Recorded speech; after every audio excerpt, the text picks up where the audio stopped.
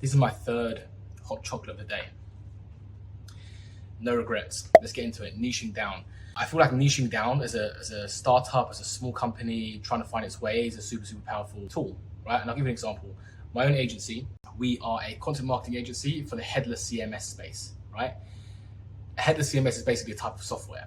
So I could have started us off as a content marketing agency for a software space, right? And most people would have been satisfied with that as a niche. I've chosen an industry. I've purposefully said we're going to stick to software. We're not going to do a bit of, one software client, one sport client, one fashion client, and sort of mix it up. We won't be generalists. We won't be a jack of all trades. We'll focus in on the software industry. The problem is the software industry is in and of itself massive. We won't be. Instead, I prefer to niche down within a niche. Software, great. Now what's the niche within software? For us, it was headless CMS. And I'll give you some examples of why it is powerful to niche down like this. Let's say you're starting an agency for the automotive industry. Again, you could come in and say, hey, the automotive space, that's us all over. We know about it. And therefore you can hire us with some confidence that, we know the space. We're not just sort of generalists coming in and trying to learn the space. Think about it from like a BMW's perspective, right? A massive company with decades and decades and decades of history. They would prefer you to come to them and say, hey, we're actually specialists at BMW, right? We know BMW, we've been BMW owners, we have worked with BMW partners and retailers and resellers in the past. Here's some articles we've written about BMW's history. That way you're giving them the signal that not only do you know their industry, but you know their specific brand and the history behind it, right? Again, decades and decades of history and culture there. BMW, and again, BMW, Mercedes, Ferrari, Bugatti. These are industries in and of themselves, right? The BMW industry, they've got partners, they've got retailers, they've got resellers, they've got sub brands underneath them, right? They've got factories, so on and so forth. There's an ecosystem there. One common rebuttal would be, well, why would you just focus on BMW? Why would you brand yourself as a BMW agency, right? When there's so many other car brands out there, car manufacturers and all their ecosystems, aren't you cutting off at 99% of your target market? The answer to that is yes, but for good reason. First and foremost, don't get ahead of yourself. I'm talking about starting a company, starting an agency, trying to scale, trying to get your foot in the door of the industry.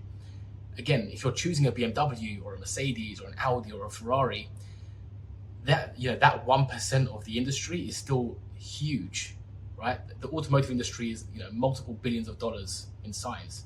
You choosing 1%, 2% to attack at first is not some sort of restriction. It's not some sort of a loss, And on top of that, once you do establish yourself as a BMW agency, and once you conquer that 1% or as much as you can, there's nothing stopping you from replicating that.